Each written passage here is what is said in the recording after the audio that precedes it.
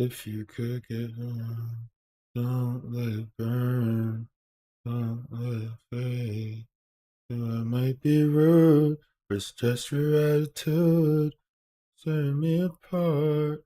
I'm feeling every day myself, so I look be true, and so do you. In my hand, just the way you stand. Running time, it's just to get to you. I'm feeling so deep. You know I'm such a fool for you. You got me wrapped around.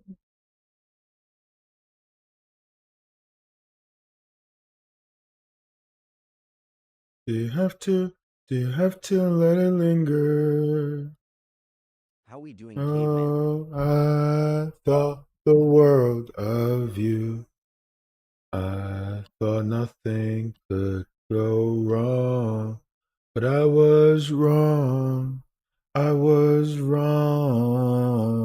If you could get by, trying not to lie, things wouldn't be so confused, and I wouldn't feel so used.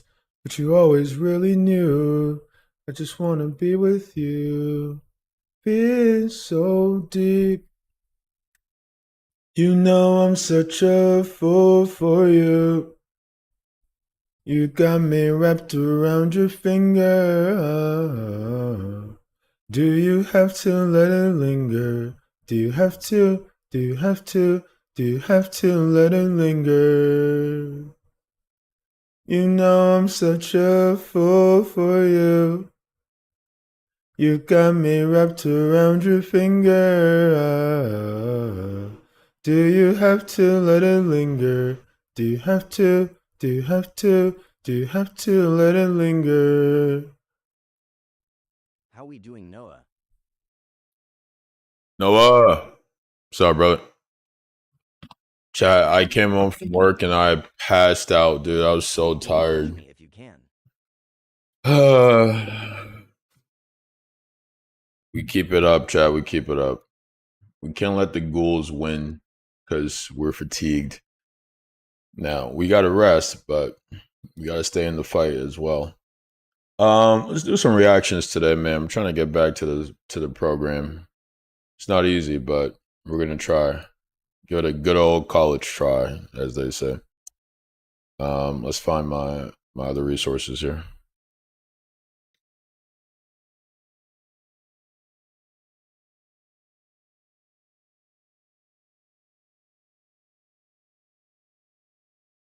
Still got to make a new TikTok.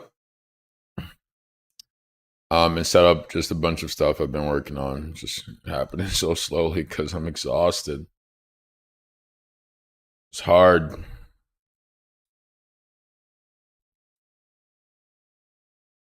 Stretched thin, chat. Stretched thin.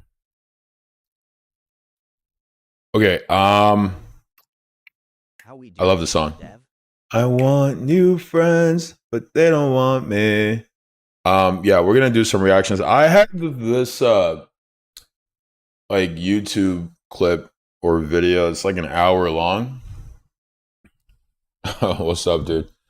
The the clip is like an hour long, but I was gonna go at it from a materialist angle, but I feel like I'm gonna lose a lot of people. So I think we're gonna go at it from like a media literacy angle. Just like understanding How we doing, the Destin? how media can be manipulated in the way it's presented. I think that might go a long way. Um, so let's see which clips we're gonna use.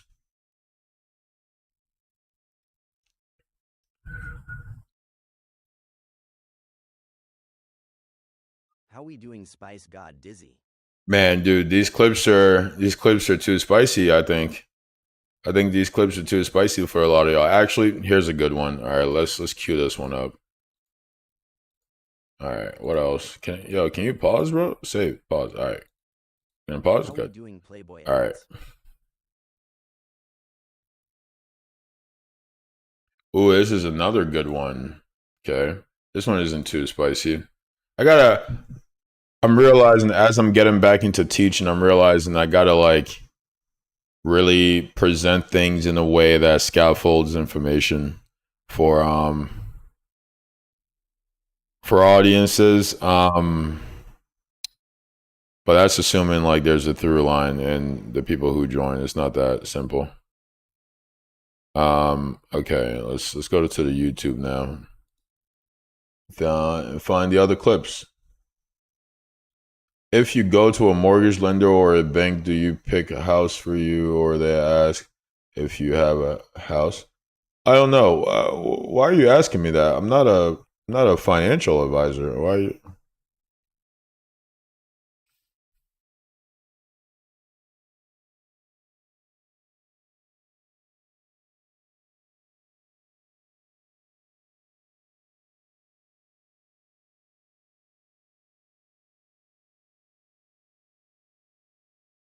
Where can I find those to watch later? How we doing IMADIGAN White Heart? All right, let's just start here. So, okay,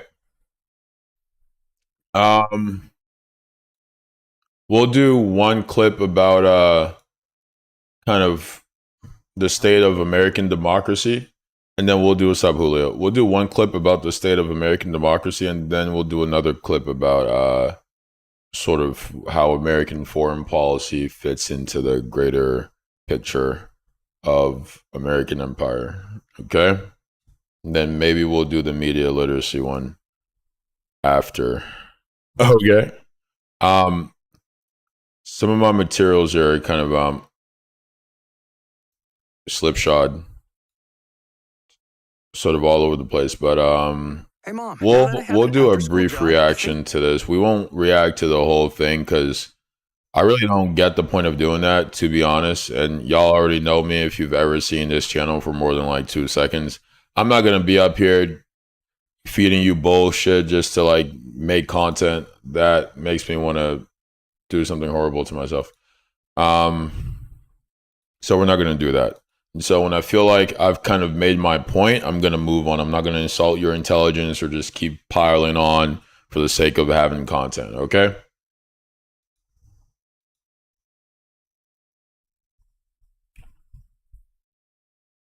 Now, typically, this opens a lot more.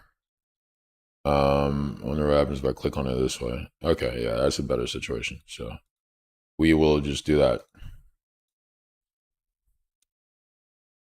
I love this song. Wonder for a clip like this, honestly, maybe try a different approach. How we doing Batuantriadis? Yeah, so to go. Maybe then you'll have a friend. Song's so good, dude. The message is amazing. Maybe then you'll have a friend. Do not betray yourself for acceptance, chat. I remember there's this post kind of circling around while I was growing up. This was like maybe like when I was like 9 years old when Facebook was more of a cesspool. I mean, it's still a cesspool, but you'll see a post, or there was this post I would see, and it went like, "Would you rather be at war with the world than at peace with yourself, or um, at peace with the world and at war with yourself?"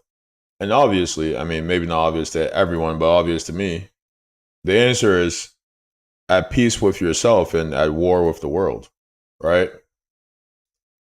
And that's kind of how I think about it. Never betray yourself for this false piece of getting along with the masses, being being accepted by adopting whatever popular bullshit narrative there is, you know? Munich. Okay, I messed this up. All right, we're gonna restart this. Haha. Bear with me here, chat. You know how this goes by now, man. I'm a real person, dude. I don't have the capacity to set up these things beforehand and do all this. Like I just worked a full-time job. Got home, I'm super tired, fell asleep on the couch, woke up like, oh shit, I gotta stream, and here I am. All right. I'm gonna give you my best. And sometimes that's not gonna look super polished all the time. And that's okay. That's real life, man. If you're not into it, I get it. I'm sure you'll find a ton of creators who are giving you the whole shebang and the lights, camera, the action. People love that shit. All right, let's go. I've been waiting for this moment all my life, and it's not quite right. All right, that's a better situation.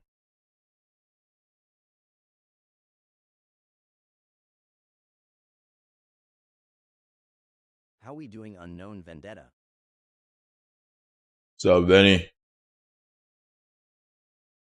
Hello, mate. Dude, are you watching The Boys? Shannon and I just started The Boys, the last season. Butcher and the gang. Butcher. Billy Butch.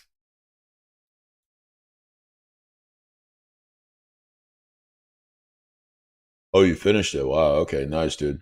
Yeah, I mean it's been out for a while. We were watching another show, so we couldn't finish it. But yeah, excited to be back on the boat, finishing the show, man.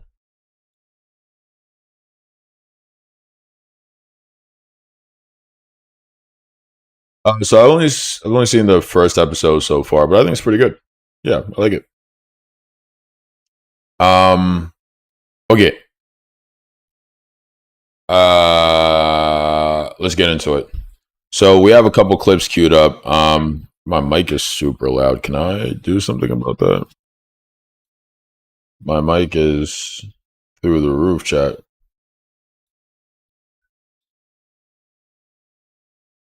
Let's condense at 12.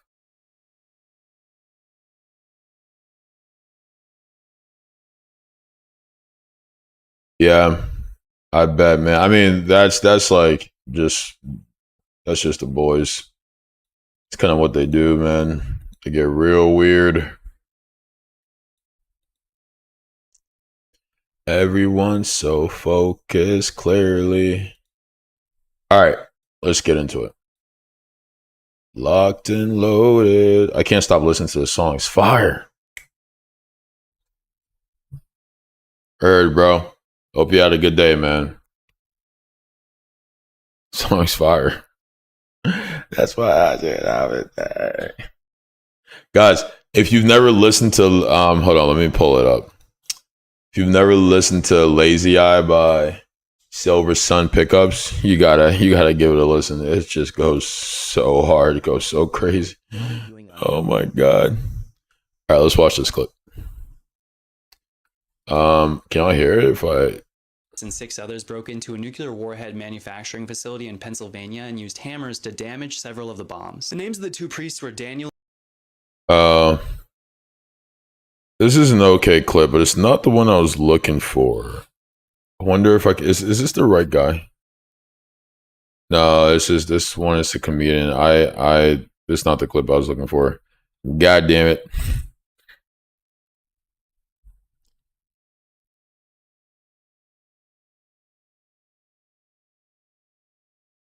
Well, that's a problem. The clip I was looking for is of this creator who some like I think his club is called or his page is like called the 80% Club, where he's trying to rally people around issues that 80% of Americans agree on. Because he's like, well, you know, there's all this talk about division politically, but here are these issues that practically everyone agrees on, yet it still doesn't get passed. And I'm like, oh, that's a great idea, right? Because it shows that, one, we're not as fractionated as people claim, but also, How we doing, coach? there, even with the issues, what's up, coach? Even with the issues that more Americans agree on, there still isn't movement on those issues. So they can't make this excuse of, How we doing? People just can't see eye to eye on these things. That's why nothing is getting passed. Not the case, right? These issues are 80% of the voting adults agree on this. They're like, this is what we want, and yet still no progress.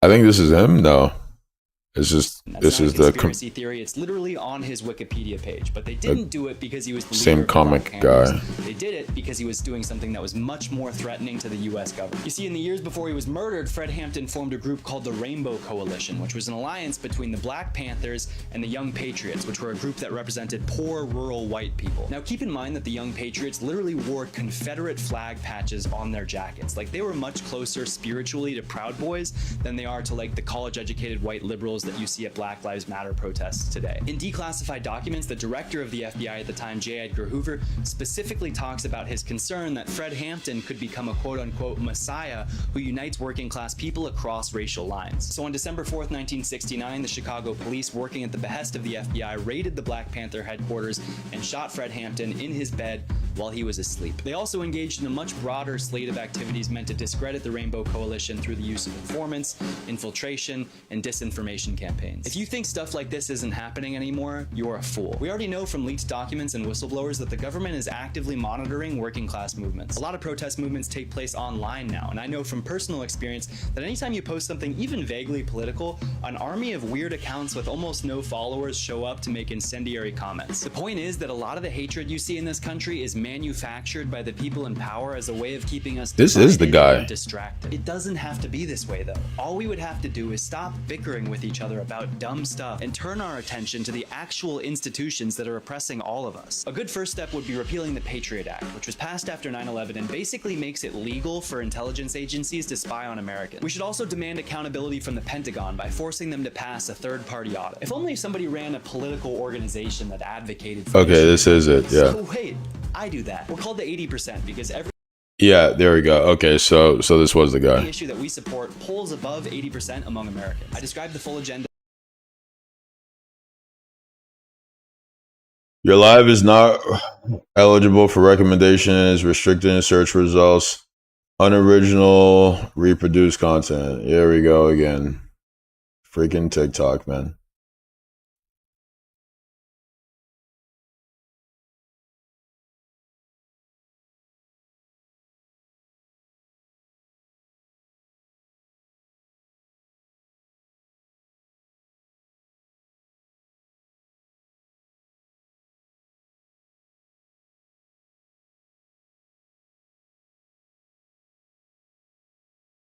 Honestly, when the live gets restricted, I'm just gonna like end it and start over every time.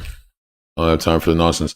So anyway, this isn't the exact clip I was looking for, but we can use this as a jumping off point for the discussion. So, like he said there in his clip, right?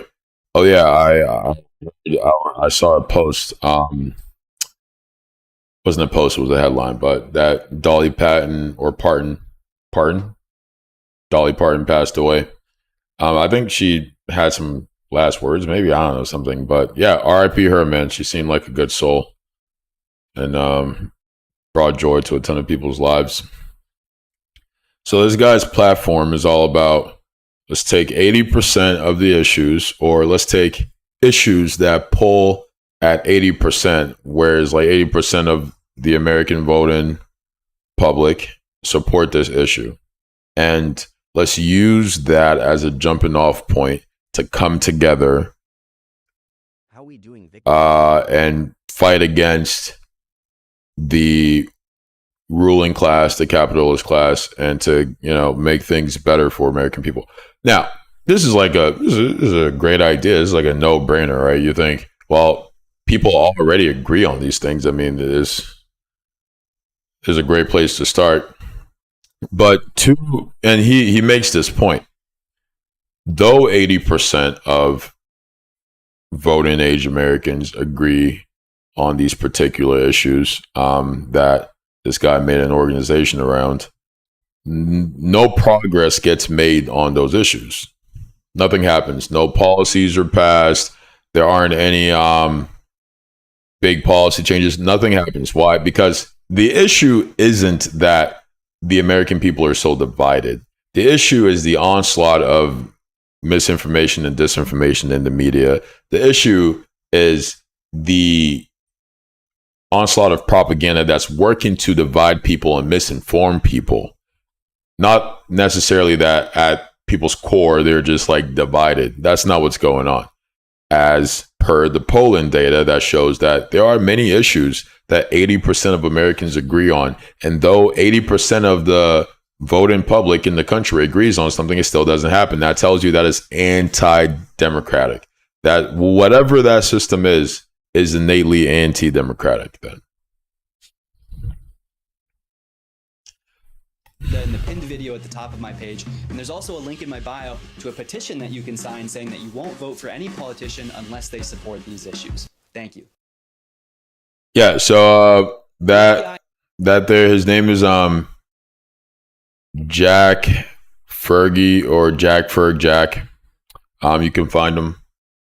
You'll be able to see his name in the post. Jack Ferguson. Look up Jack Ferguson on Instagram. That's where I got this clip from if you want to see more of his stuff. Okay? All right, now let's do the media literacy one. This one is going to be a doozy for some folks out there. All right. So I think there's a ton of talk about media literacy out there in the interwebs these days. And everyone is illiterate and no one knows how to read and everybody's stupid. I agree. But that's not where this is going. Let's use this as a way of kind of analyzing how media can be manipulated. We won't watch the entire 25 minutes of it. You can go watch it yourself and try to think of it from a sort of How we doing, Rage? She hates Peyton down a lot. So many people at a 6th grade level as adults. yeah, that's just where the American public is at, man. People can't really engage with things substantively. It's a problem. You can't have a working democracy when 60% of the population can't understand the information coming at them, right? It's a real problem. And it's a problem that is a concerted effort by the ruling class. Now, if I say things like that, TikTok will ban me for misinformation. But if it looks like a duck and quacks like a duck, I'm going to call it a duck.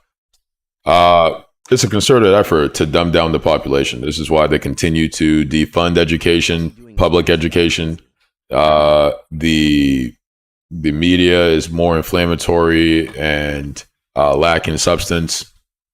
They're defunding public broadcasting services like your PBS and things like that work to educate working class people and inform them. The writing is on the wall. We see what's going on. Okay, but let's look at this page for a second. So this is called, this guy, not sure if he runs the whole page. It seems like that's the case, but it's called Maxinomics. So it's an economics channel. He explains economics ostensibly, right? And God damn it. And people come to watch him do that shit. Really, they're coming to be entertained. No one knows what the fuck is going on. They like his cool graphics. I'll keep this muted for a second. You'll see the cool graphics and fast cuts. Yeah, and zoom out. Cut.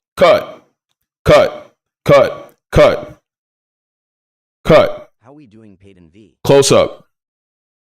I should just do that. I should just do that for the media analysis. Zoom in. Cut. Socialism, big bold letters. Cut. Black and white. Zoom out. Zoom in. Cut. All right, bro. I'll see you soon, baby. Cut. Okay. No, I'll stop. But okay. He has a page that explains economics, right? At least that's what they're saying over here, okay? And this video is the simple question socialism couldn't answer. And all right, let's look at it from a media analysis perspective. I'll try my best to not just completely shit on it. Oh god, it's so bad.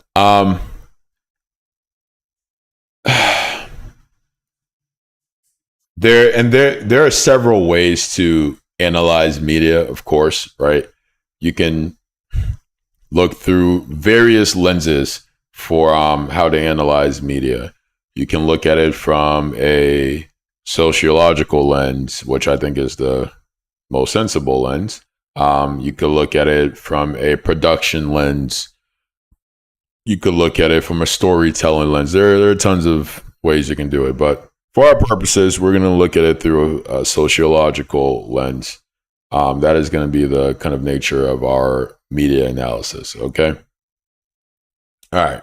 So off the rip, the simple question socialism couldn't answer. So from that title, we can infer that this thing or this video is going to be something that aims to appeal not approved.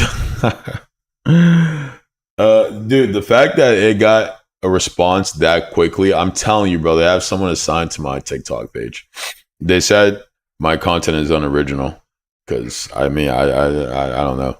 Anyway, the title tells you that it's something that's going to be disparaging of socialism, whatever that is, right? And so let's see what he says. And this has like a ton of views.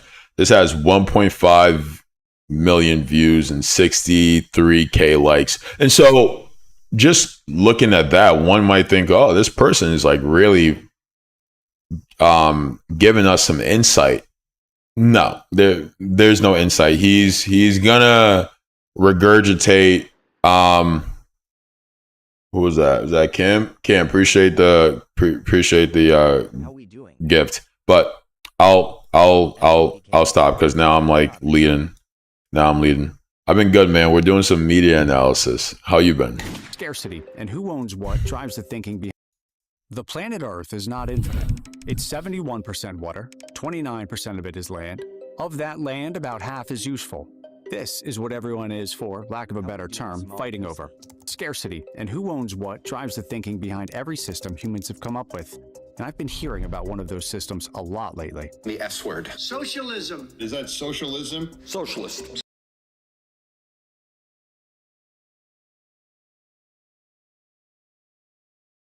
What's up, Goosey? FNBKXM says taking it a day at a time. That's all we can do, man. You gotta take it a day at a time. So, off the bat, I'm gonna play it again. Earth is not infinite. It's 71% water, 29% of it is land. Of that land, about half is useful. This is what everyone is, for lack of a better term, fighting over. Scarcity and who owns what drives the thinking behind every system humans have come up with. And I've been hearing about. That's not true. Scarcity doesn't drive the thinking behind every system humans have come up with. Scarcity drives the thinking behind capitalism. Okay?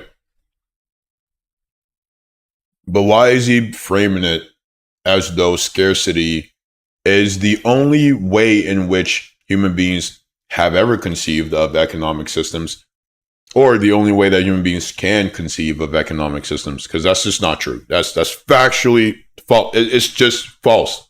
It's not the case that scarcity is the way that we've conceived of these things. Okay, so he's just lying right there. All right, most people are not going to catch that. If you've been socialized, raised in a capitalist society, you've heard something to this effect your entire life. You kind of just perceive it. I got another restriction. Oh my God. Dude, I cannot exist on this platform, man. I cannot exist on this platform.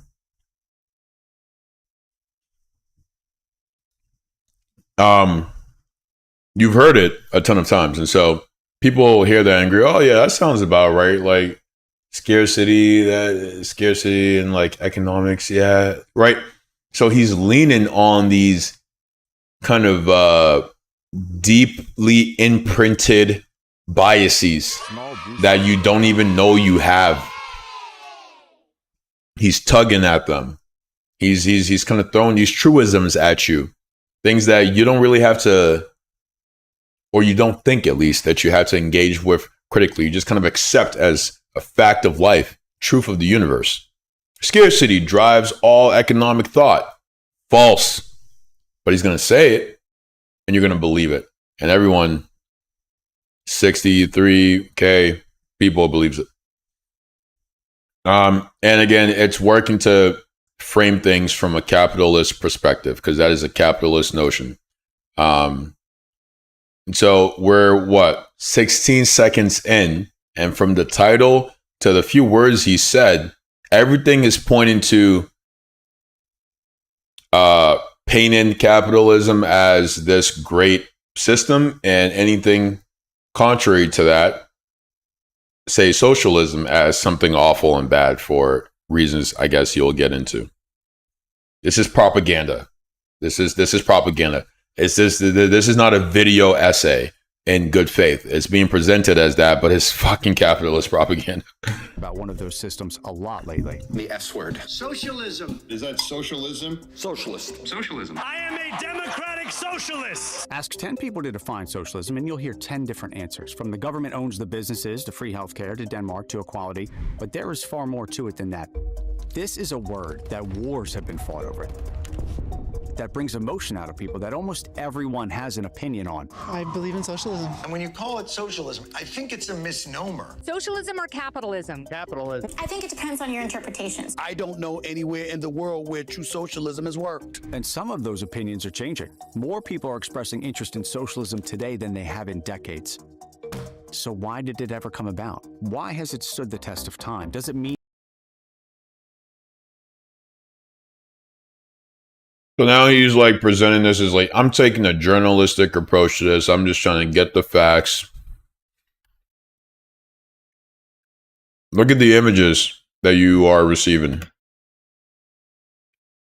So this is true. Positive feelings toward things like socialism and communism are on the rise, despite the onslaught of capitalist propaganda and misinformation. Okay. He's like, boom, books. I've read all the books. Differences between them. The differences, hello, Sketch. The differences between capitalism and socialism. We'll get into that. Good question. We'll get into that.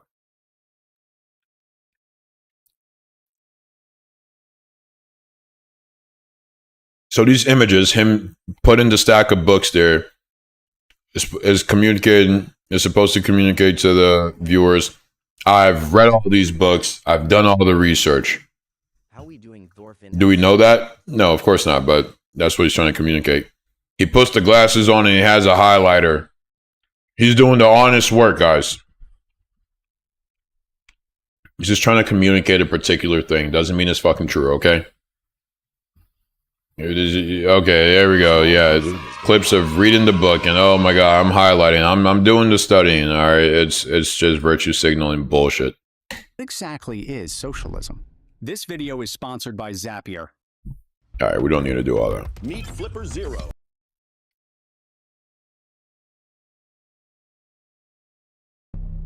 At first, there was no need to think much about the idea of ownership. We walked around and ate what we hunted or picked out of the ground. But as the population grew, we started bumping into each other. Tribes, clans, civilizations. So he's gonna just misrepresent history altogether. He just went from hunter-gatherer societies. Oh, dude, and I feel like people are gonna listen to me and think, oh, I'm just like splitting hairs and looking for things to call out. No, like this man is misrepresenting human history, economic systems. He's going to tell so many fucking lies and half truths just to make capitalism in contrast to socialism seem like the only sensible alternative. But right now we're in hunter-gatherer society, We right? didn't to think much about the idea of ownership. We walked around and ate what we hunted or picked out of the ground. But as the population grew, we started bumping into each other. And we went from like we went from hunter-gatherers to post-ice age, where the human species is already spread out across the planet and have gotten sort of trapped in these silos around the planet, and their populations are growing. And we eventually again make first contact with one another. This man just skipped like 10,000 fucking years in the blink of an eye, and he's like making it sound like or he's building to a point that's gonna make it sound like, oh, we are sort of innately disconnected, which just isn't true. But we'll see why he's doing that. Tribes, clans, civilizations began to form. Skirmishes grew into battles, which evolved into wars. Tribes, clans, civilizations started forming when we started making first contact. Not fucking that doesn't even make sense. Hunter-gatherers were tribes and civilizations, and the progress of the human species didn't just fast forward 10,000 years into large-scale conflicts. This is fucking nonsense. But you saw all his books, right? This person is obviously well-informed. I mean, he showed you all those books, and he put glasses on. Oh my God. And did you see his highlighter? Fuck me, dude. Leaving the leader of whichever group won these wars the owner of whatever land they controlled. It was theirs to give. One person owned it, but the population... That's not true. Okay, so here's another, and this is all working to justify capitalism, right? He's painting this sort of conqueror's law narrative as the truth of the human experience. It's not fucking true. It's not true. He's just lying, bro. We're a minute 35 seconds in. He's just lying. He's lying left and right. But most people don't know these things, so they can't catch the lies. They don't know about human history or fucking history in general. So like they're not gonna hear this and think, whoa, how'd you go from hunter-gatherer societies to humans making first contact and just yada yada over that? Like, this is where scarcity happened. That doesn't make any fucking sense. That's crazy. And this idea that we were just out here conquering each other left and right and hoarding resources as a kind of way of being is false. It's false. Are there societies who engage like this? Yes. Are there societies who didn't engage like this? Yes, of course. We know this. Societies all across the globe. And to the question of why this sense of sort of scarcity came about in these societies, it's because we lacked the knowledge for how to properly cultivate our resources, right? If you have, I can't place the exact period, but there's a period in human history, after human beings have already kind of spread across the globe, because we all started in Africa. Now, this is a scientific view of human history, not a bullshit, ideological, nonsensical view of human history. I know people aren't used to that, but like, so be it. The human species starts in Africa. After Homo sapien, there's Homo sapien sapien. That's what we are.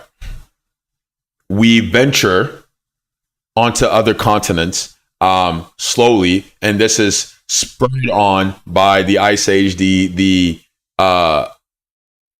oceans and seas that separate these continents freeze over, and humankind is able to migrate.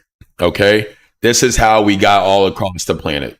All right, we don't have the written word yet.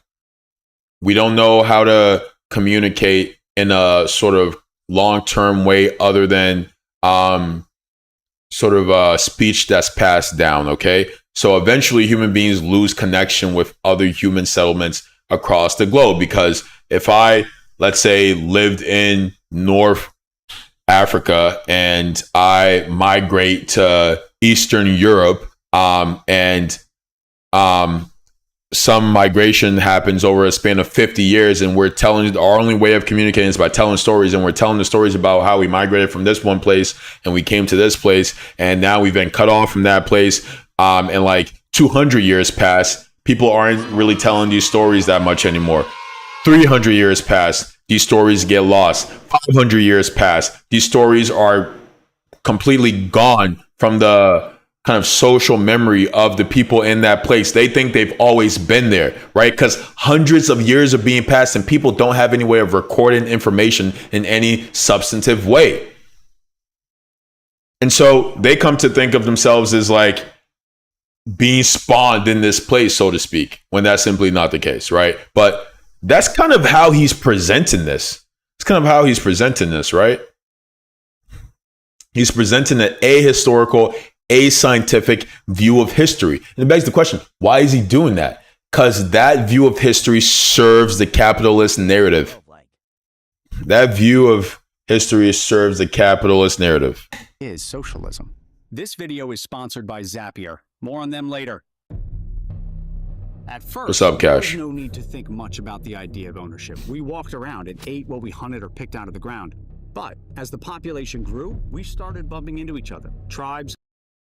And even what he's saying doesn't make sense. Okay, so we didn't need to think about ownership because we how Trump is running us to death like it's a Minecraft speedrun.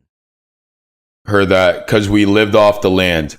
But once there were more people, we couldn't live off the land anymore. Like the logical leap is insane. I mean, just like think, and people aren't going to do this. Respects your topic. No, I mean it's a bit off topic, but that's fine. First, there was no need to Listen to the logical leap. And again, this is going to escape most people, but we gotta really take in what's being said when we consume media and not just like get hit in the face by it and move on. much about the idea of ownership. We walked around and ate what we hunted or picked out of the ground. But as the population grew, we started bumping into each other. Tribes, clans, civilizations began to form. Skirmishes grew into battles, which evolved into...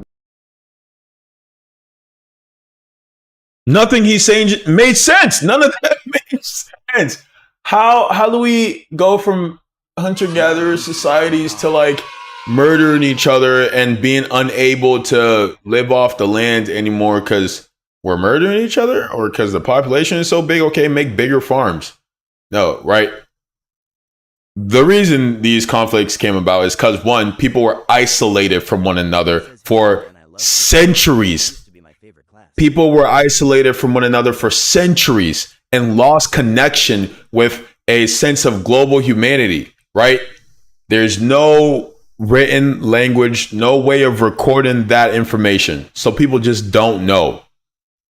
Our means of cultivating our resources are meager. They are primitive. And so you might have a farm next to your village. Well, if there's a poor harvest, most people are going to die. Most people in that village are going to die. That's what's going to happen. Right? And so these things, and or if there's a plague, if there's some sort of sickness going around in the village as a result of farming, which and cultivating livestock, right? As human beings start to live with animals in close proximity and don't have sewage systems invented yet, so we don't have any way of treating waste or keeping it separate from everything else. The pigs and horses and chickens are shitting right next to where we eat and sleep. Disease spread, and so you have famine, you have disease spread in. So our lack of knowledge around cultivating our resources, that's what creates the scarcity. Not because there's this natural fucking scarcity that he's trying to present, which is again a capitalist lie. It's a lie to justify itself. Okay, so whatever conflicts come about is because people lack the knowledge of cultivating the resources, and they don't want to starve and die and go hungry. And so they're like, if we're all going to die anyways because the crops failed and we don't know why they failed because we don't have that knowledge, we're going to go attack the next closest settlement because the alternative is we all die. And they don't see these people as part of their community, again, because we have been separated for centuries and don't have any way of recording our history. So we don't know that we are connected. That's why these conflicts come about. That's why there's this idea of first contact, even though it's not real, right? The human species is always connected. But does this person just not know this? Like, this information is out there. This is just the truth. No, he's a fucking charlatan. He's a fucking charlatan. That's why he's saying these things, even though they're ahistorical and they're unscientific. But he had a bunch of books just now, right? So, like, you know, he's got to know what he's talking about. He has no idea what he's talking about. He has no fucking clue. And he's lying purposefully. This is a grift. He's a charlatan. He's lying purposefully. He's misrepresenting history purposely. The leader of whichever group won these wars, the owner of whatever land they controlled. It was theirs to give. One person owned it, but the population continued to grow. Kingdoms got bigger. One man could not defend every border, could not judge every dispute. Yeah, we literally went from hunter-gatherer societies to fucking medieval Europe, bro. In 2 sentences. Holy shit. That is, oh my God. Or till every field. So the rulers started giving land to trusted warriors. From hunter-gatherers to feudalism. Let's go. Yes. Fuck history. Fuck me. Lords, hold this land as your own. Defend it. In return, you'll send me your knights when I need them. Those lords facing the exact same What the kids are being taught, man. Absolute nonsense. as the rulers, but on a smaller scale. But he has cool graphics, though.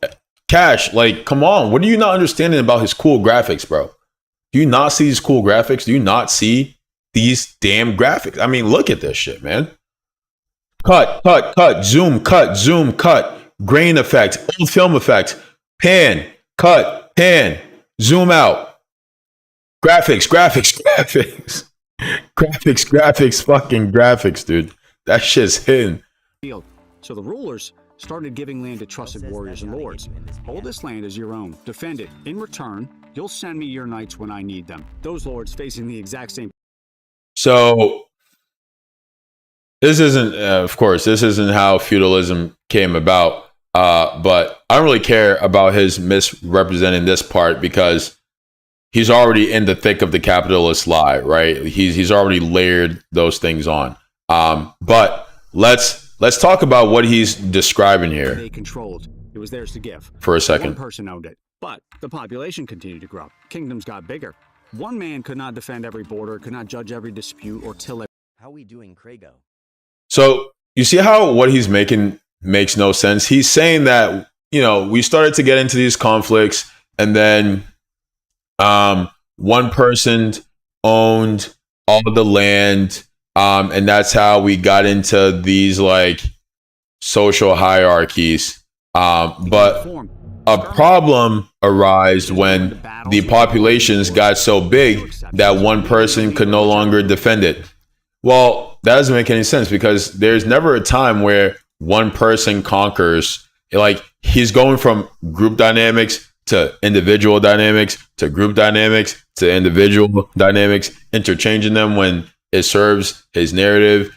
He's just all over the place. It doesn't make any sense. Well, listen. Won these wars, the owner of whatever land they controlled. It was theirs to give. One person owned it, but the population continued to grow. Okay, so some group leader wins a battle. They take over the land of another place, and this one person owns it, right? That's the picture he's presenting. But now we have an issue because populations begin to grow. Kingdoms got bigger. One man could not defend every border, could not judge every dispute or till every. Kingdoms got bigger, but now they're so big that they're out of control because one person can't do all the things needed to sustain this society. Was one person the one who was sustaining the society before? That's not what you said. You were talking about groups fighting each other. So it wasn't as though like an individual was conquering this entire group or that this individual was the one tilling the land of this entire territory. What the fuck are you talking about? What is he talking about? That's what I'm saying, chat. Like 1.5 million views, 63K likes, and not a lick of it makes any fucking sense. You just have to like slow down for a second. Just slow down for a second and think about the things that are being fucking thrown at you. It doesn't make sense. When you get a chance, it's about this topic. People blame the kids, look at the fucking making BS videos for them. No, but like, yeah, you're absolutely right. You're absolutely right. This is what people are being fed. And the education system is horrible. So like the kids don't know any better. But It doesn't make sense. It doesn't make sense. He in one breath he says, well, individual rulers took over territory and their territories got bigger, and now the individual rulers didn't have the capacity to control it all by themselves, so they had to segment off their territory into these fiefdoms. He doesn't use that term, but that's basically what that system is. He's getting into feudalism here. That's not the case. That's not the case. That's simply not how feudalism came about. That's not how it operated. That's not why we have these monarchies. That's just not true. None of what he's saying is true, man. It isn't the case that feudalism came about because not one person could till the field. I mean, that doesn't even make fucking sense. It's the case. It came about because this separation of powers worked as a administrative tool. It was an administrative tool. It's a way of keeping resources cultivated and populations in control in these localities. Not because the one ruler who by themselves defeated the other place and tilled the land until they realized it got too big for them to till. It's fucking stupid, dude. That's fucking stupid. Field. So the rulers We do, but there's really no way of doing so. Hold this land as your own. Defend it. In return, you'll send me your knights when I need them. Those lords facing the exact same problem. Human societies. All right, I'll explain how we got here since he's not going to. Okay, so at one point we were hunter gatherers. Yes. Okay, we were nomads. We went around hunting, finding what food we could. Okay. We started to form permanent settlements, not because populations just got bigger from hunter gathering. That's what he says in this clip. It's fucking nonsense. The population grew. We started bumping into each other. Tribe. This shit hurts my soul, bro. Saying what he wants to say. This shit hurts my soul. Yeah. So okay, hunter gatherers. How do we go from that to permanent settlements? We invented agriculture. That's what happened. Our populations didn't just grow magically, and then magically we were like separated, and then magically we ran into each other. That doesn't make any fucking sense.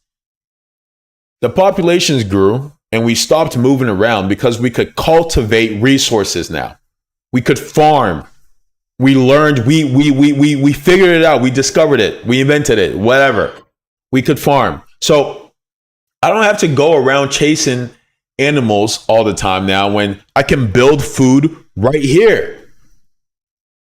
As we learn to farm and domesticate animals, we make permanent settlements.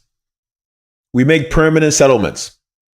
these permanent settlements and the invention of farming makes it easier for people in these settlements to gain resources to defend the settlements. And that's what has or sees this increase in population growth. You see how that makes sense? And this fucking nonsense he's saying doesn't make any sense. Okay.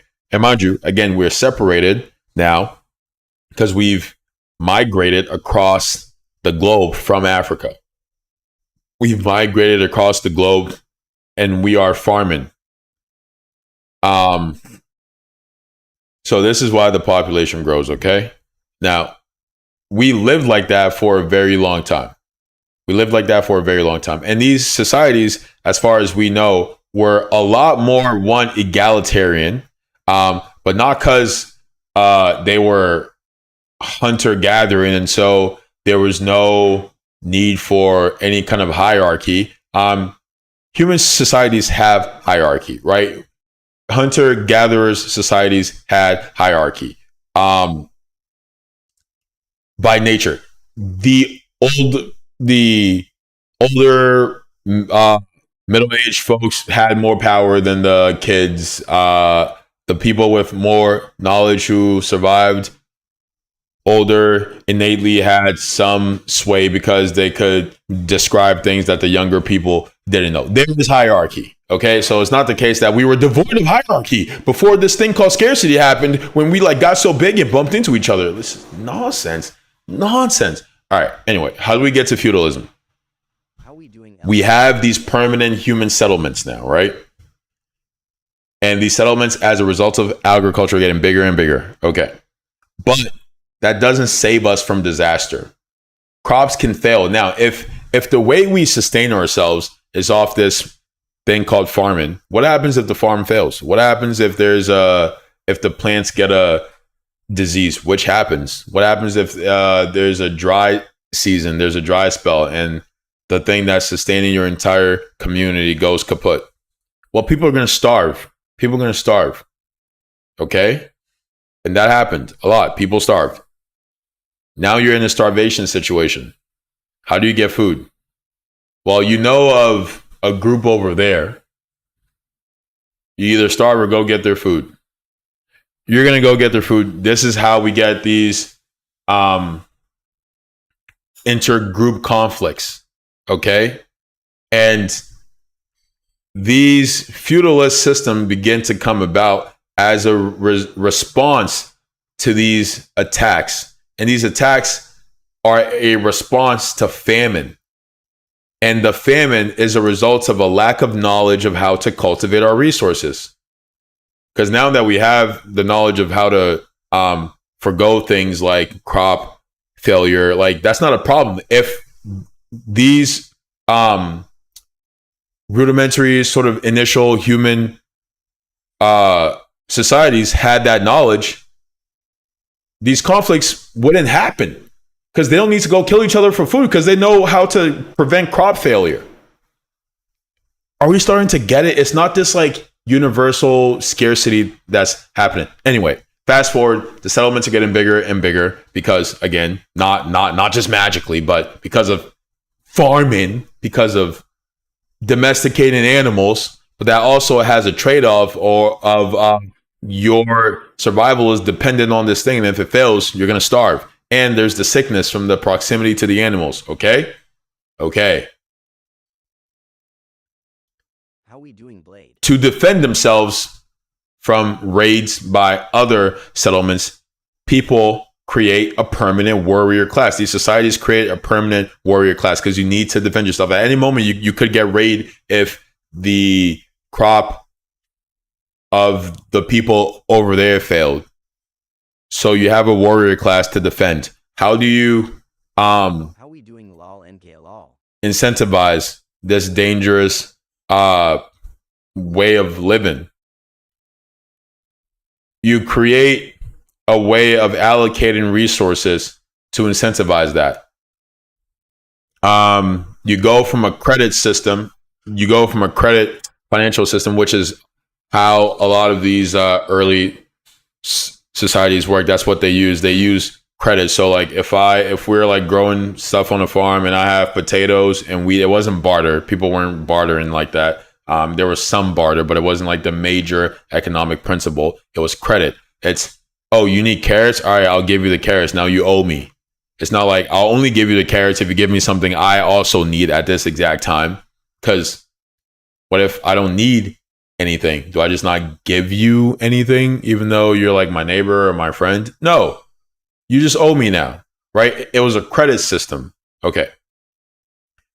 In such a system, and under these conditions, you create a warrior class to defend the settlement. Okay.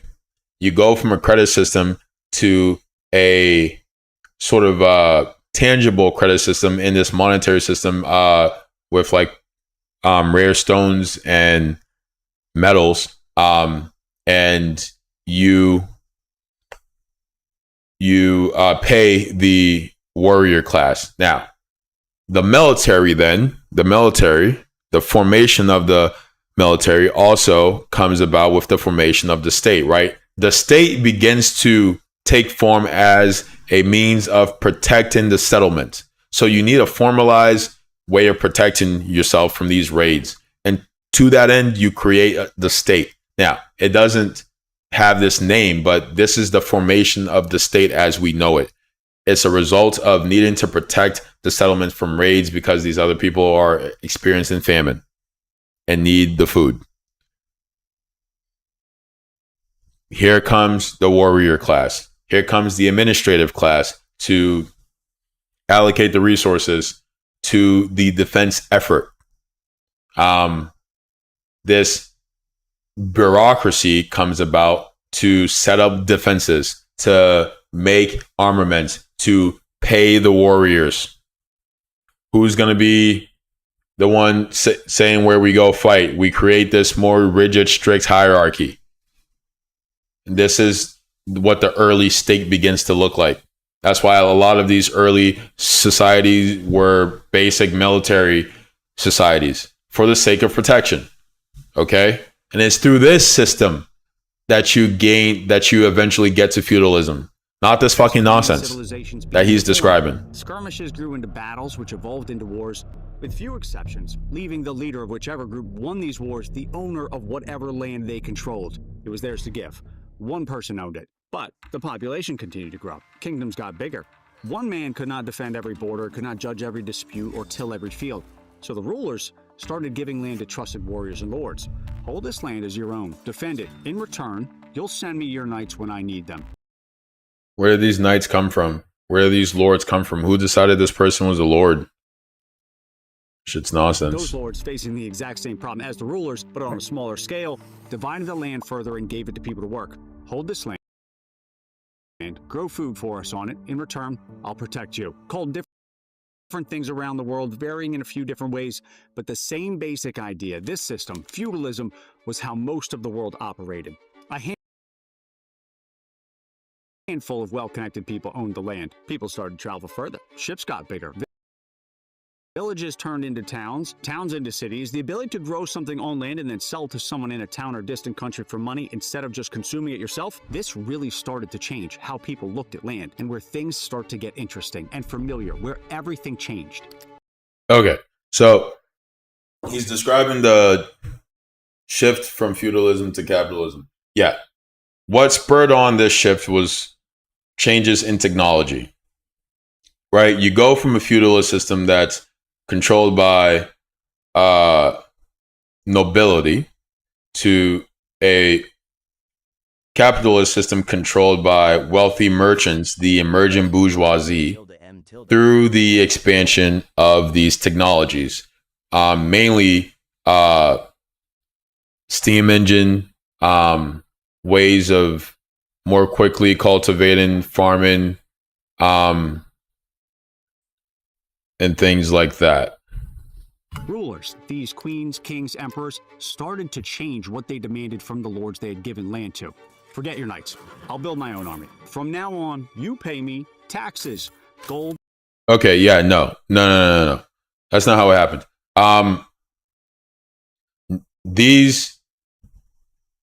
The kings did not want to move away from the feudalist system. The nobles did not want to move away from the feudalist system. They had no choice but to move away from the feudalist system because the merchants that existed in this feudalist system that this video pretends doesn't exist, the merchants were making a lot more profit than the feudal lords because they were moving goods back and forth from different societies, from different fiefdoms, from all around the globe.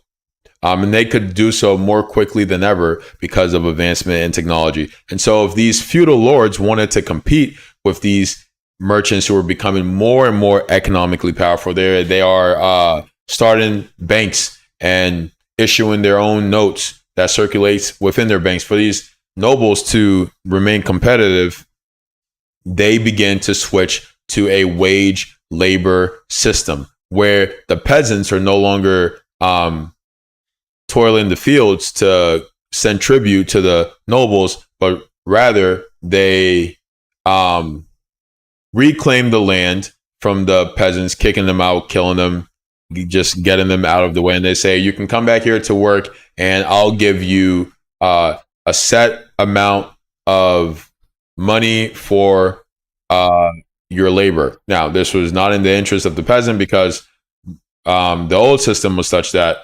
whatever the peasant grows, they give that they sort of give the best of the crop, like 30% to the Lord, and they keep whatever else they make. And so you had a direct line between your labor and what you took home. Whereas with this shift to wage labor, to be competitive with the merchants, the rising, the emerging bourgeoisie, as capitalism is slowly forming, these nobles again switched to a wage system, and now the peasants' labor is no longer directly tied to what they take home, because no matter how much you cultivate, you still get the same wage. Silver coins or goods I can trade to other kingdoms. That land I gave you? Yeah, so what he just said is just, it's a fucking lie, dude. Like, what? And two. Forget your knights. I'll build my own army. From now on, you pay me taxes. The kings always had their own armies. They always had their own armies. Yes, that they call on their vassals in terms of large scale conflict, sure. But this idea that the king just relied on somebody else for protection is fucking nonsense. Because what's going to stop someone from killing him if they don't like something he does? It's fucking bullshit. Gold, silver coins, or goods I can trade to other kingdoms. That land I gave you can do more than just feed your estate. Figure out how to turn a profit on it and then give me some of that profit. Yes, Your Highness. And as was tradition. So he's making it sound like this turn to the capitalist system came about as a mandate from the monarchy. That's fucking bullshit. It's not even close to true. They demanded from the lords they had given land to. Forget your knights. I'll build my own army. From now on, you pay me taxes, gold, silver coins, or goods I can trade to other. This is not. It's not true. It's not. It never happened. It never happened. He made it up. He made it up. It never happened. What the fuck? Kingdoms. That land I gave you can do more than just feed your estate. Figure out how to turn a profit on it and then give me some of that profit. Yeah. The king is this fucking economic mastermind. Figuring out how to turn a profit, and they just figured out how to turn a profit. They just kind of figured it out. Just figured it out. It just happened. Nothing to see here. They figured it out. Oh my god, dude. Yes, Your Highness. And as was tradition, the lords turned right around and said the same thing to the people working their estates or running its workshops. New plan, everybody. Grow more than you need, sell it at the market, give me some of that profit. Okay, so here comes the merchant. So he's making it sound like the lords made the peasants become merchants. It's not fucking true. Merchants have always existed. Before it's like nothing. This guy's living a fairy tale. Like I don't know what this is. I don't even know how to like speak against it because it's such fucking nonsense. This shift from the feudalist system did not come about as a mandate from the monarchy. That's not true. Kings did not simply not have protection because they got that protection from their vassals. That's not fucking true. The nobility didn't cast off the peasantry and reclaim the land and then told the peasants to go be merchants. That's not fucking true. Everything is a lie or a misrepresentation. This is crazy. But it has 1.5 million views and 68 or 63,000 likes. People are jiving with it. They're loving it. It's nonsense. But if you don't have the background to know it's nonsense, you just, all right, I mean, it sounds good to me. Yeah, sure. That simple act of changing what it was about land that made it valuable, moving from fight for me when I call to pay me money, meant it didn't really matter who owned the land anymore. That's fucking nonsense. That's nonsense. It always matters who owns the land. And that wasn't the shift. That wasn't the shift. Again, how many times am I gonna say he's just fucking making it up? Simple act of changing what it was about land that made it valuable, moving from fight for me when I call to pay me money, meant it. There wasn't a change. There wasn't a change in what made land valuable. What makes land valuable is the same thing that made land now is the same thing that made it valuable 20,000 years ago. It's because you can grow things on it and live on it. That's it. That didn't change. That ain't changed in whatever the fuck he's describing here. It hasn't changed since. Okay? The change was how profit is made. The change is how profit is made. The lords in the feudal system profited through tribute from the peasantry. The nobility, the monarchy profited through tribute from the nobility. It was tribute. Profit existed in terms of tribute. Okay? The shift was that now the profit would exist in terms of not this material tribute, but a monetary tribute as a result of large-scale trading of the sort of old material tribute. That's the change. That's the change. So nothing about the fucking land changed. That's nonsense. How they cultivated the land, yes, right? Because the peasants were no longer allowed to live on it. They were kicked off the land and had to accept wage labor. They weren't told to go be merchants. The nobles kicked them off the land so they could compete with the merchants who were becoming richer and richer every day. It didn't really matter who owned the land anymore. Whether you could fight really well with a sword, whatever, as long as whoever owned it could pay the taxes on the land, which meant it was actually... Nobility didn't pay taxes. Nobility didn't pay taxes. That was noble privilege. That was noble privilege, is that you didn't have to pay taxes. The peasantry paid taxes. The merchants paid taxes. Everyone else but the nobles. That's what made them nobility.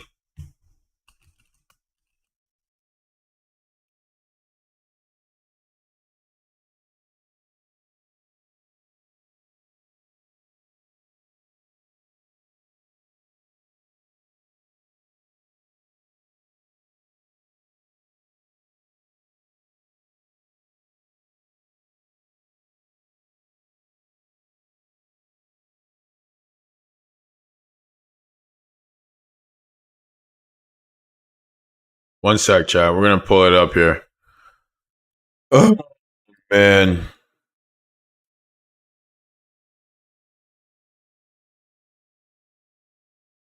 Noblest oblique.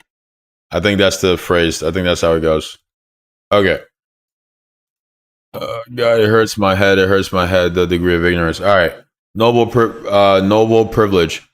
Noble privilege refers to the special legal, financial, and social rights held by aristocracy in feudal and early modern societies. Common historical privileges. Tax exemptions. Nobles often paid little to no direct taxes, such as the I can't read that. Tally in France. So nobles were often excluded from paying taxes. Everyone else paid taxes. That was part of their privilege. Okay.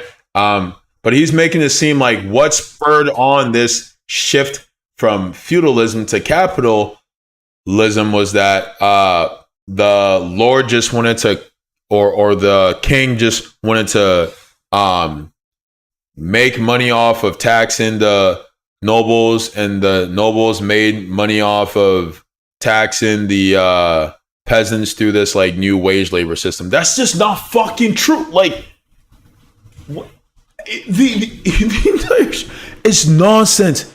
It's nonsense. It's 25 minutes of nonsense.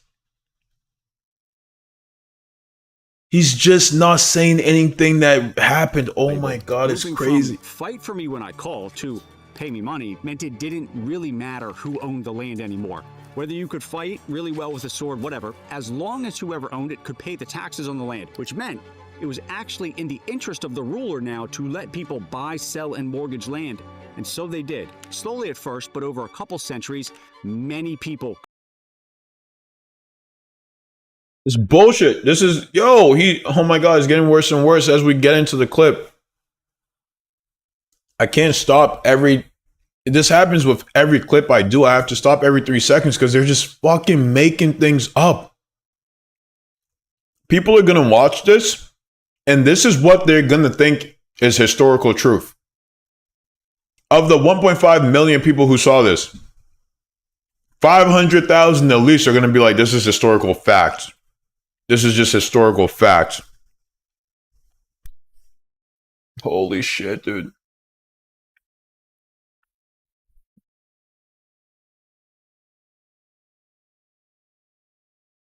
And there's no amount of reactions I can do that can do anything about that. They will not let my channel get any views. They want you to be a fucking idiot. They want you to be misinformed. They want you to be disinformed. They want you to be prejudiced as fuck and advocating against your interests. It maintains the status quo. It keeps them rich. It keeps them in power. When you're confused about reality. So this guy's complete nonsensical video, this bullshit, gets pushed into the airwaves. Could own the land. This marked the beginning of where we are today. It's people buy, sell, and mortgage land, and really well with a sword, whatever, as long as whoever owned it could pay the taxes on the land, which meant it was actually in the interest of the ruler now to let people buy, sell, and mortgage land. Yeah, so people could always buy, sell, and mortgage land. Since there became private property, you could always do that. Could always do that. It wasn't the case that these lords couldn't give their property to somebody else or sell it to somebody else. That was always a fucking thing. This idea that like real estate was invented at the like end of the feudalist system is fucking bullshit. Like, what is he talking about? What is this guy talking about? His entire fucking channel, more than 500,000 subscribers, is supposed to be about economics. What is he talking? None of this is true. What's going on? The sword, whatever, as long as whoever owned it could pay the taxes on the land, which meant it was actually in the interest of the ruler now to let people buy. But he's got cool graphics, chat. Sell and mortgage land, and so they did. Slowly at first, but and so they did. At the end of feudalism, the king said, "You can now. I've created real estate. You can sell things now. Go ahead, guys, sell things. I know you didn't do that before, but now you can sell property. Now everyone is selling property." What the fuck is he talking about? What's going on, chat? Brother, this is the state. This is the state of America. And then we wonder, like, why do people think Americans are so fucking stupid? Why is it that no one has critical thinking skills? Why is it that the literacy rate is like in the toilet? Look at what's in the airwaves. It's just nonsense after nonsense. But you can only tell of nonsense if you have the background. And most people do not. I mean, this might be the worst one yet. Jesus Christ, listen to this shit. Really well with a sword, whatever. As long Doesn't even as make whoever sense. owned it could pay the taxes on the land, which meant it was actually in the interest of the ruler now to let people buy, sell, and mortgage land, and so they did. Slowly at first, but over a couple. Who people? So were the nobles beginning to sell off their land? You know, their wealth. Sell it off for what? Gold? And then what did they do with that gold? Okay, they just sold away all their land. That's what is it? And real estate didn't exist before this. Holy shit. Private ownership didn't. What is going on, bro? Like, none of this shit makes sense, bro. Centuries, many people could own the land. This marked the beginning of where we are today. It's a huge break from thousands of years of tradition where the thought that you, dear peasant, could own land was not even a concept. That was not a thought that people had. Yeah, we just went from we just went from late stage feudalism to like capitalism in its button form in like 2 seconds and just skip. I mean, god damn it, dude. This is so interesting for a couple knock-on effects that I just have to touch on. It made the world less violent. The only way to acquire land stopped being raise an army and kill a bunch of people. Not true. Not true. Not true. Not true. Not true. Not true. People always sold land. Countries had treaties before they went to war. Sometimes they went to war to get land. Sometimes they didn't. People bought land within nations. Nobles sold off property to others. Leaders would, I mean, god damn. Just lies. Oh god. People take the land they were on as your own. You could just buy it instead now. The world did not become less violent. Motherfuckers were killing each other left and right still. Not saying it ended violence, of course not. These were violent times and violence continued, but a new option came into play. If someone So now we're doing double speak. Now we're doing double speak. This is right, because he couldn't just let that one slip like all the other lies. Because unlike the other lies he's been telling, you have to have a little bit of background to be able to be like, whoa, wait a minute, that doesn't make any sense. But this bullshit of like less violent, he had to qualify that a bit because he's like, all right, people ain't gonna buy that as easily. So this interesting for fucking clown. Effects that just have to touch on. It made the world less violent. The only way to acquire land stopped being raise an army and kill a bunch of people. Capitalism, early capitalism made the world less violent. Let me just say that again and tell me that's not nonsense. Early capitalism made the world less violent. Oh, God. Take the land they were on as your own. You could just buy it instead now. Not saying it ended violence, of course not. These were violent times and violence continued, but a new option. So, see, like, there's the double speak. The world was less violent. The world was not less violent. What is the discrepancy here? I'm not going to get into it. Fuck it. I said what I said. Moving on.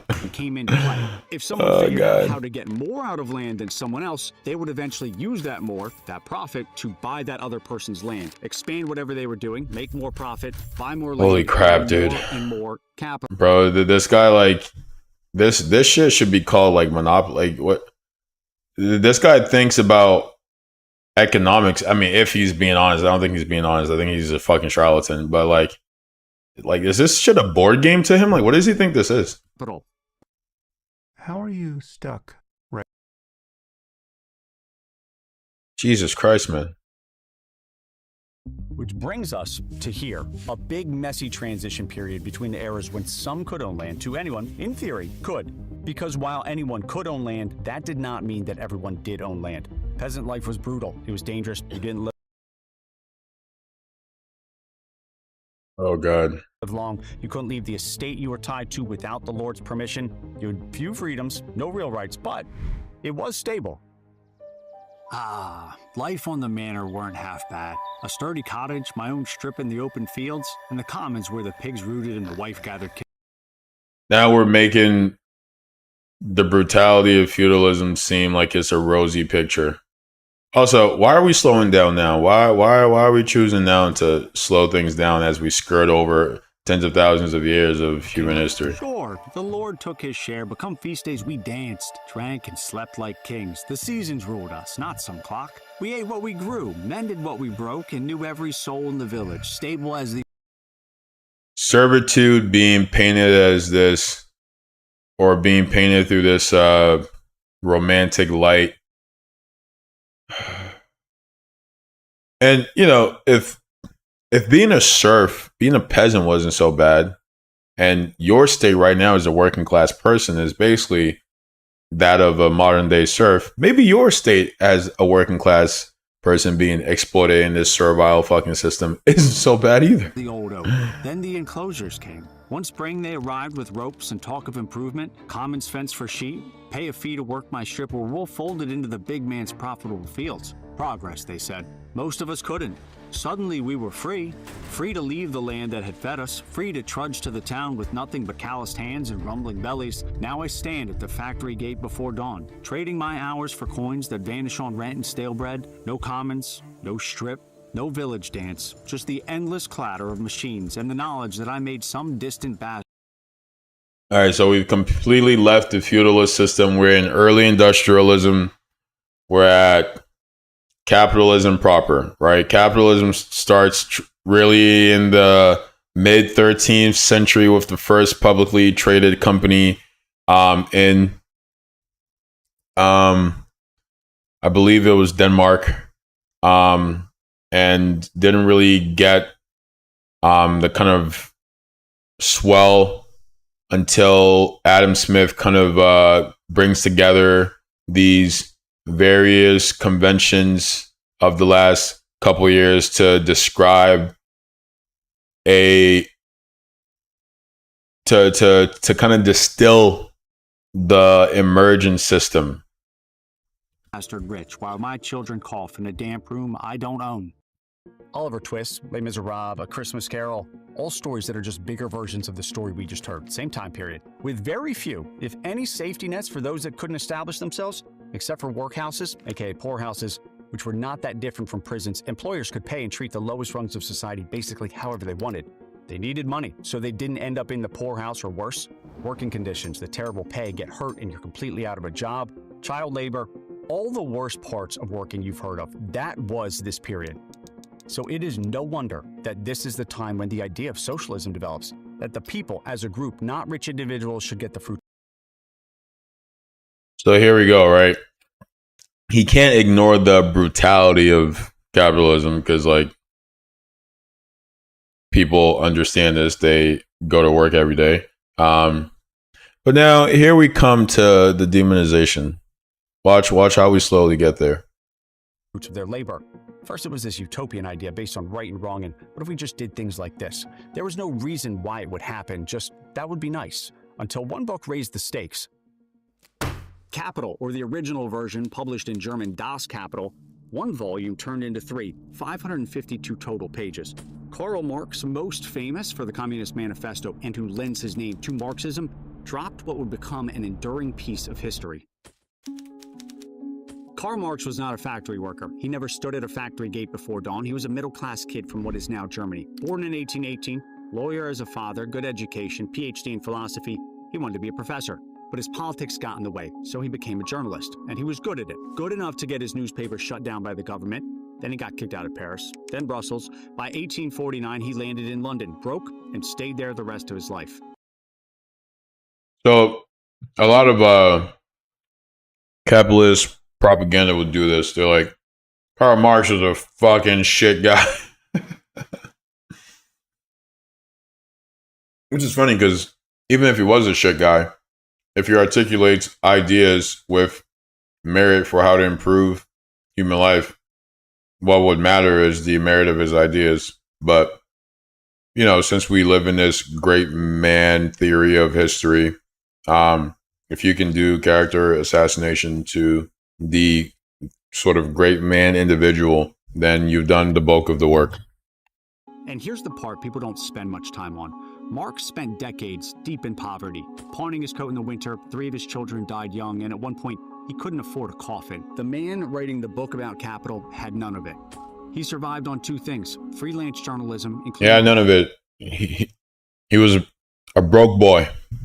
Marx was a broke boy. He was just hating because he had no money. Decade writing for a New York newspaper, and money from his best friend and writing partner Friedrich Engels, who co-wrote the Communist Manifesto. Engels' family owned cotton mills in Manchester, England. In a twist of irony, the book that would inspire revolutions against factory owners was funded by factory profits. So sitting in the British Museum room, day after day, year after year, Marx read everything. And we're talking everything. Parliamentary reports, factory inspector records, economic data. And Like I said, I'm not going to respond to this or react to this whole thing. I'm going to give you the title. It's The Simple Questions Socialism Couldn't Answer. You can watch the rest of it yourself. Why does this system produce so much wealth and so much misery at the same time? Capital, Volume 1, came out in 1867. Almost nobody noticed. He died in 1883. 11 people came to the funeral. People who would never have guessed that within 40 years, a third of the planet would be governed in his name, rallied by one very simple, very potent idea. Profit is unpaid labor. When you walk into a store, you see prices on the shelves. You don't see the workers who made the product, how long they worked, or how much they were paid. The relationship between the person who made it and the person who buys it is hidden. Your purchase looks like a simple transaction, money for a shirt. But hidden inside that shirt is unpaid labor.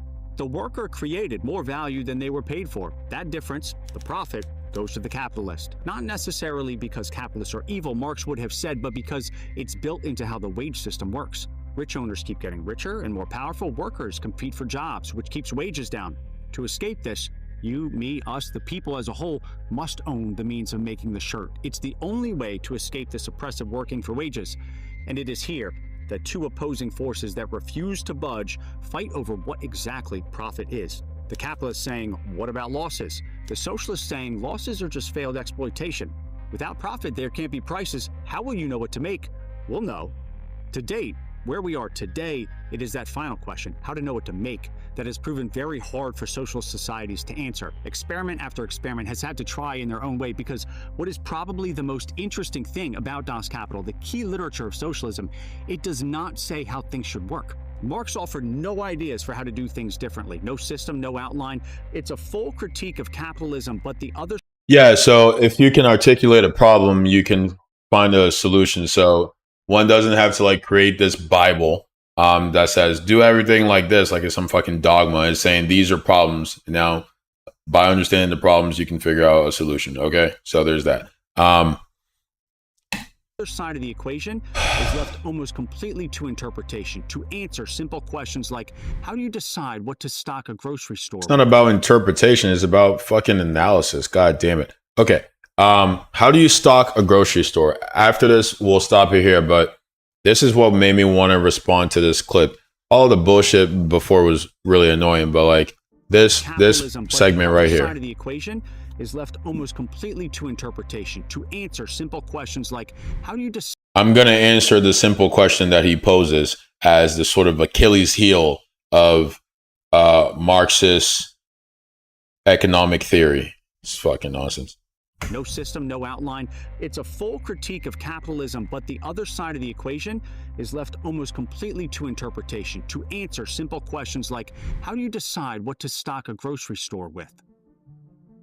Walk into any grocery store along with hundreds of other people.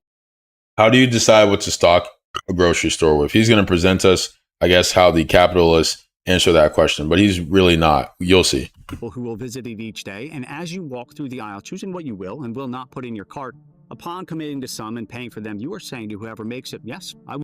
So you see why this is a fucking grift? He claims that socialism doesn't answer the question for how to stock a grocery store.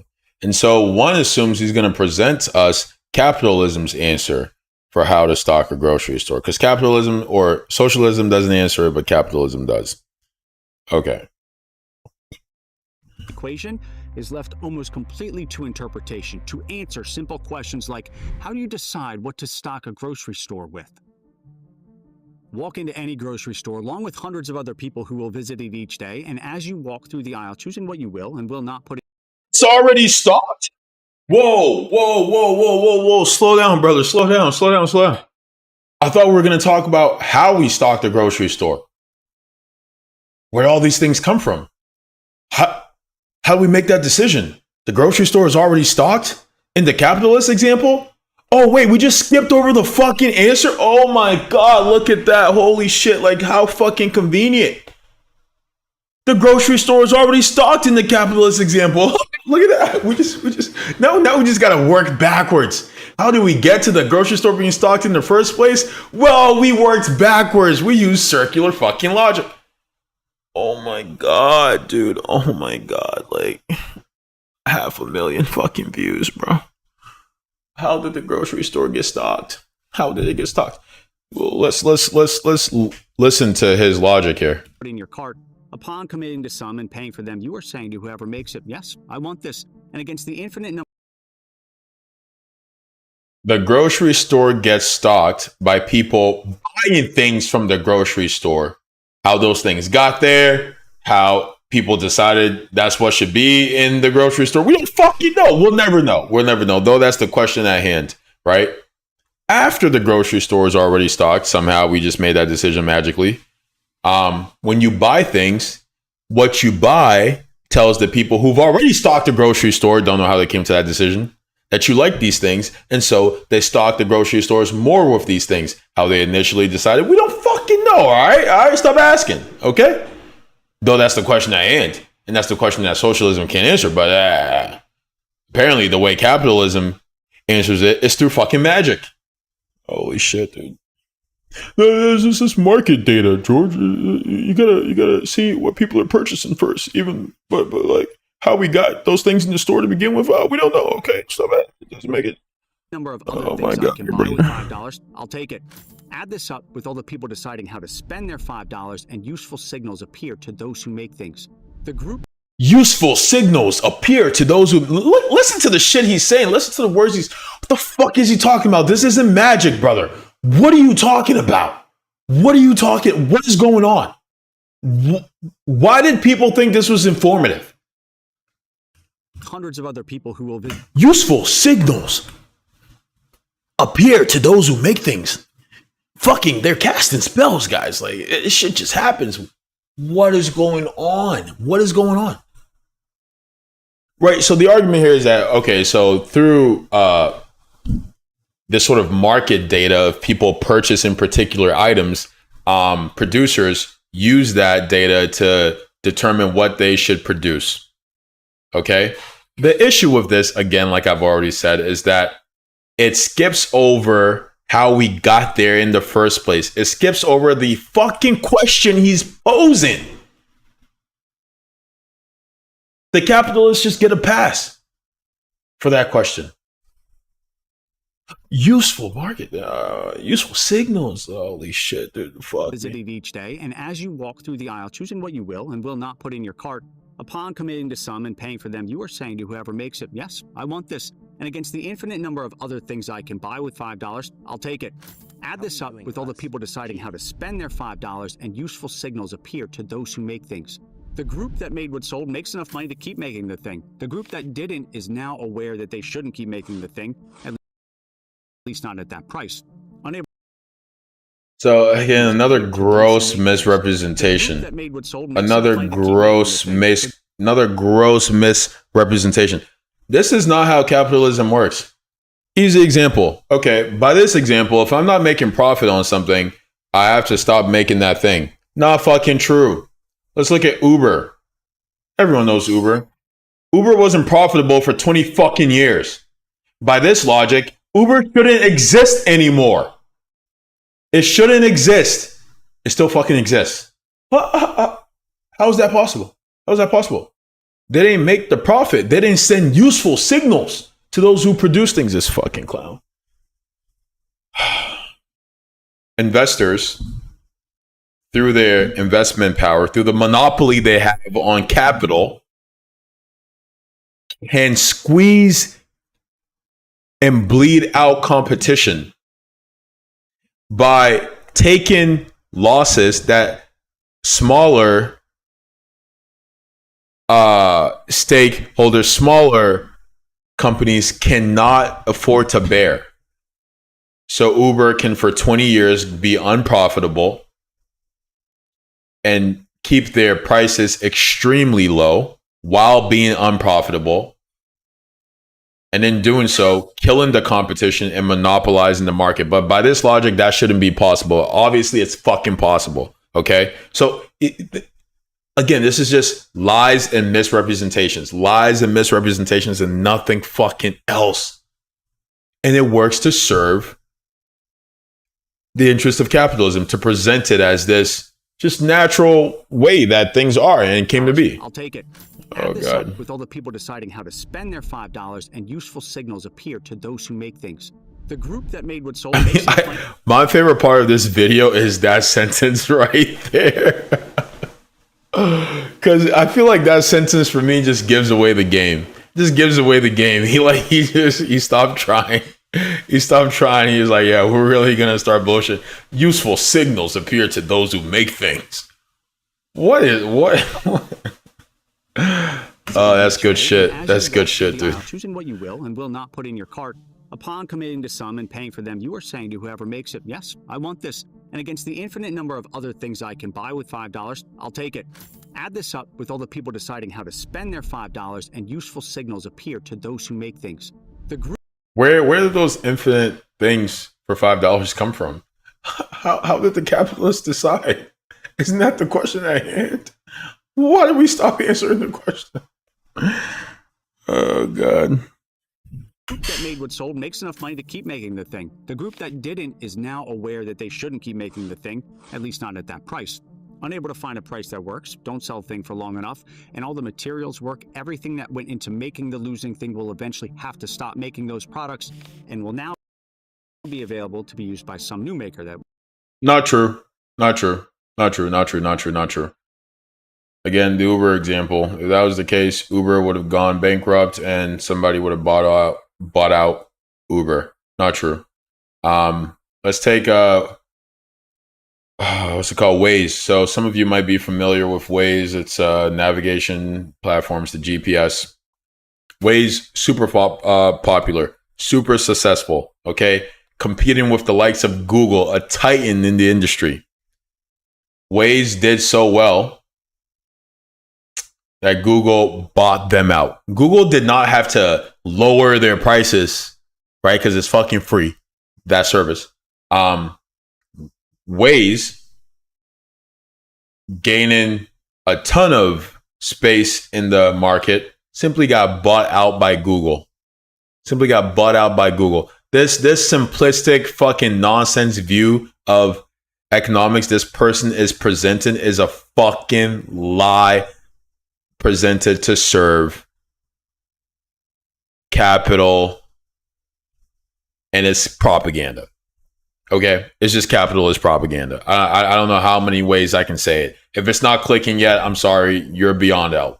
All right, it's come on, guys. Wants to test their hand at chocolate bars. Day after day, signals coming in from people of all walks of life saying, "Keep making that. Don't keep making." Signals coming in. How did they get these infinite fucking chocolate bars? I don't know. That, a bottoms-up system that lets the people vote for how they want the world's scarce resources to. That's not true. That's not true. People aren't voting for how they want the world's scarce fucking resources to be allocated. That's fucking nonsense. And he knows it. And he fucking, look at these fucking blank eyes, bro. This person is a fucking psychopath. Let's look at COVID. Hell, let's look at right now. Prices are going up left and right. These companies are making record profits. These gas companies, record profits. But I thought gas is scarce. I thought they can't get gas. No, they're good on gas. And they're just charging you more. They just arbitrarily raise the prices. So it's not the case that you send in signals through what you spend. It's what's dictating the market. That's fucking nonsense. That's not true. It's a lie. It's a capitalist lie. It's a fantasy. Coming in from people of all walks of life saying, "Keep making that. Don't keep making that." A bottoms-up system that lets the people vote for how they want the world's scarce resources to be used. Now, capitalism is the democracy.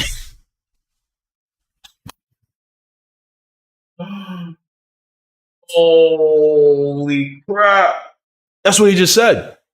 Capitalism is a democracy. Saying, "Keep making that. Don't keep making that." A bottoms-up system that lets the people vote for how they want the world's scarce resources to be used. Dude. I mean, at this point, he's just slapping you in the face. He thinks you're fucking stupid. And for 63,000 people, he was right. That's why he keeps making these clips, because he's like, well, I keep putting them out and they keep biting. He thinks you're a fucking idiot. He thinks you're an idiot. Oh, God. Capitalism is a democracy. You vote with your dollar. All right, brother. Now, walk into a different grocery store. The shelves were stocked months ago by a group of planners who sat in a room and decided how much bread the store would need, how much bread every store would need, how much wheat to grow that bread, how many tractors to harvest that wheat, how much steel to build those. Notice how for the socialism example, we're starting from the logical point to start from, which is how people are deciding what goes into the store. Did the capitalists not plan what goes into the store? They're just magic. Like what? Yeah. Oh God. First of all, for those who know anything about economics, we live in a planned economy. Okay, it's not a free market. It hasn't been capitalist since like before World War II, and even then, it was this pseudo-fascist system because there was collusion with the government. America has always been a business, right? Formed by these wealthy business owners that we call the founding fathers. Anyway, notice how in this example, we start at the logical point of how we decide what goes into the grocery store, even though we just yada yada over that for the capitalist example. Tractors. There's no vote to add up because the deciding has already happened. The signal doesn't travel from your cart up to the. So that's a fucking lie.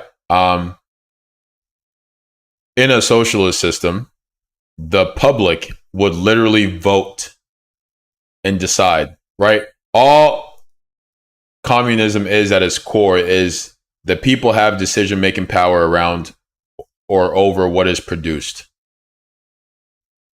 That's what it is. Now, what he's describing did happen in societies like the Soviet Union. And first of all, without U.S.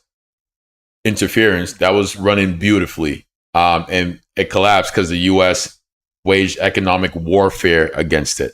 But let's be clear, that wasn't a communist system. Why? Because the people did not have decision-making power over what got produced. It was the party bosses, okay? But even with that, it was working beautifully. Their GDP grew like 80% over like a 4-year span. Fucking unprecedented, okay? So there's that. The maker, it travels from the plan down to the factory.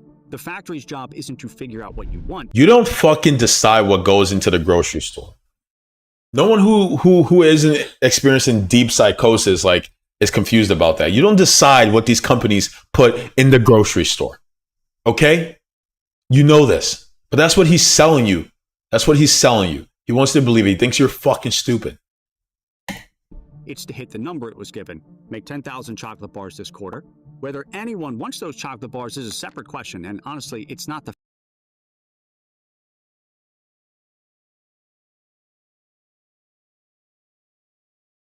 He's describing capitalism.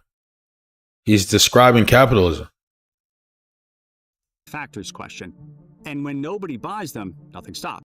So this idea that the people planning for the society don't give a fuck what the people in the society want. Like in a socialist system, I mean, all right, you see in it here for yourself.